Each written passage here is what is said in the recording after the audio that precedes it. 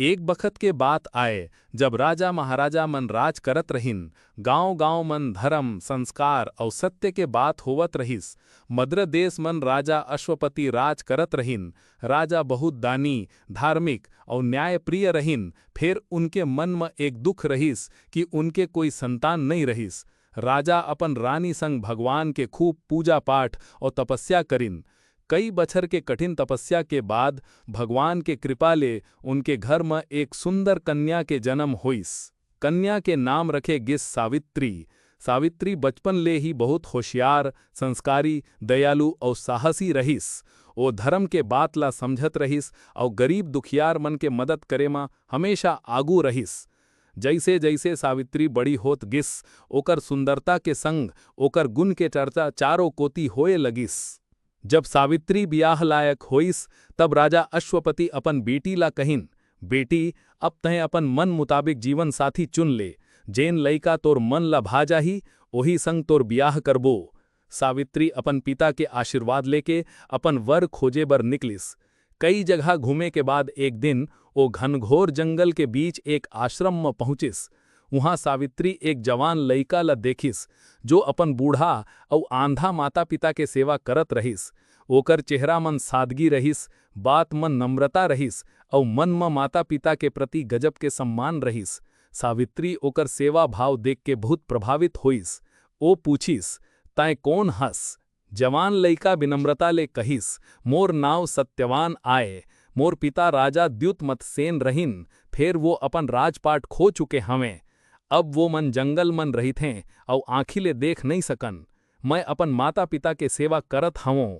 सत्यवान के बात सुन के सावित्री के मन में ओकर प्रति सम्मान और प्रेम पैदा होइस। सावित्री अपन पिता के पास वापस आइस और कहिस, पिताजी, मैं सत्यवान ला अपन जीवन साथी चुन चुके हवों। मैं ओही संग ब्याह कर हूँ। राजा अश्वपति बेटी के बात सुन के खुश होए के बजाय चिंता में पड़ गिन। काबर कुछ समय बाद नारद मुनि वहां पहुंचिन और सत्यवान के बारे में बताई। नारद मुनि कहिन, राजन, सत्यवान बहुत गुणी, सत्यवादी, साहसी और नेक लइका आए। फिर ओकर जीवन के आयु बहुत कम बाँचे हवै। आज ले ठीक एक बछर बाद सत्यवान के मृत्यु हो जाही। ये बात सुन के राजा अश्वपति बहुत दुखी हो गिन। वो सावित्री ला समझाइन, बेटी, तै सत्यवान ला बहुत पसंद करत हस। फिर ओकर आयु बहुत कम हवै। तै दूसर कोनो वर चुन ले। सावित्री शांत रहिस। वो अपन पिता के हाथ जोड़ के कहिस, पिताजी, मैं सत्यवान ला अपन मन ले पति मान चुके हों। एक बेर जिला मन ले पति मान ले हों, ओकर जगह दूसर कोनो नहीं ले सके। जीवन लंबा होवे या छोट, सुख मिले या दुख, मैं सत्यवान के संग अपन पूरा जीवन बिता हूँ।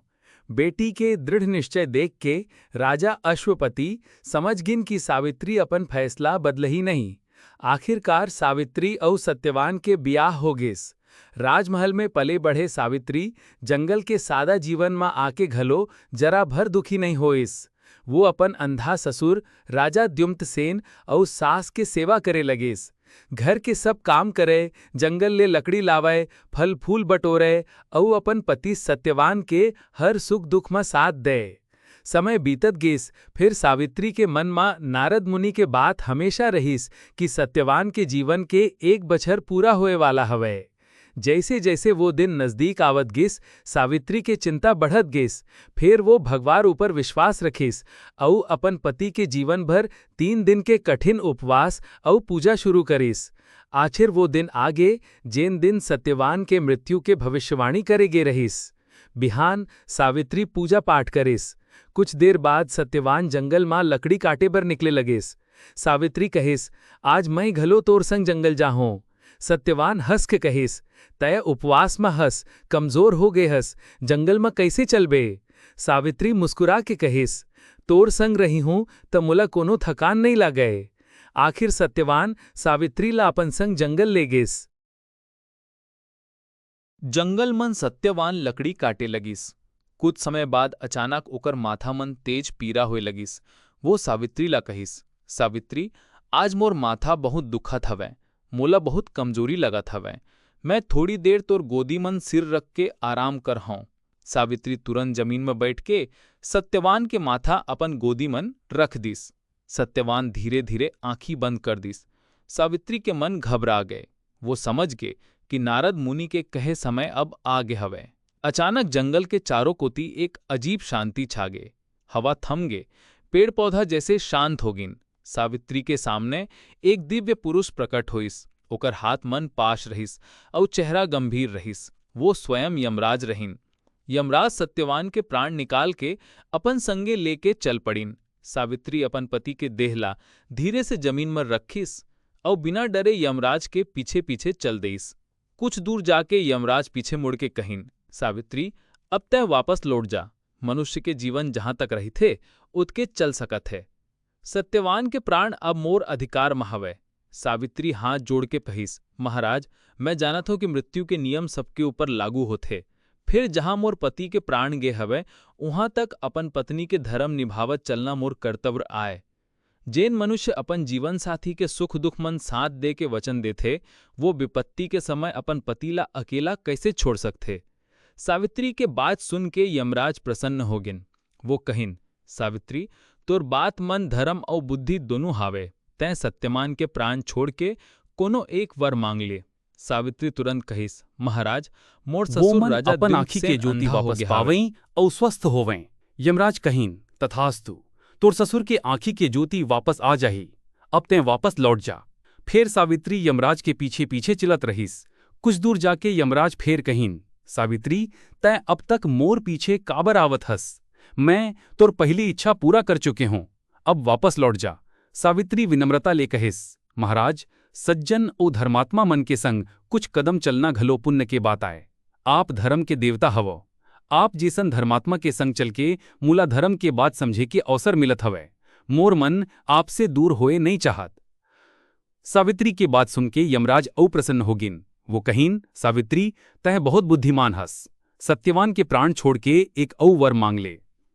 सावित्री कहिस, महाराज मोर ससुर अपन खोए राजपाट ला वापस पावई और वो मन न्यायपूर्वक अपन राज्य में राज करें। यमराज कहिन, तथास्तु, तोर ससुर के राजपाट घलो वापस मिलही। अब तैं घर लौट जा। फिर सावित्री के कदम नहीं रुकिस। वो फिर यमराज के पीछे चलत रहिस। यमराज अब अचरज मन पड़ गिन। वो कहिन, सावित्री तैं बहुत दूर आगे हस, अब तैं वापस लौट जा। सत्यवान के प्राण अब वापस नहीं मिल सकाए। सावित्री हाथ जोड़ के कहिस, महाराज आप धर्म के रक्षक हवो। जहां दया धर्म और सत्य होते वहां मनुष्य के विश्वास मजबूत होते। मैं अपन पति के साथ जीवन भर चले के वचन दे हों। आज वो मोर संग नहीं हवे, फिर मोर धर्म मूला ओकर पीछे चलाए बर मजबूर करत हवे। पत्नी बर पति के संग निभाना खाली सुख के समय के बात नहीं आए, दुख और विपत्ति में घलो साथ निभाना ही सच्चा धर्म आए। सावित्री की बात सुन के यमराज बहुत प्रसन्न हो गिन। वो कहिन, सावित्री तैं अपन पतिव्रता धर्म प्रेम धैर्य और बुद्धि ले मोला प्रसन्न कर देहिस। मांग अब तैं तीसरा वर मांग ले। सावित्री कुछ पल सोचिस। वो जानत रहिस कि सीधे सत्यवान के प्राण मांगना अभी संभव नहीं। तब वो अपन बुद्धि लगाइस और कहिस, महाराज मोला वर दीजिए कि मैं और सत्यवान के अनेक पुत्र होवें, जिन मन धर्म के रास्ता में चलें, अपन माता पिता के नाम रोशन करें और समाज के सेवा करें। यमराज सावित्री के बात सुन के बिना सोचे कह दिन, तथास्तु, तोर अनेक पुत्र होहीं। सावित्री सिर झुका के कहिस, धन्यवाद महाराज। फिर एक बात पूछना चाहत हूं।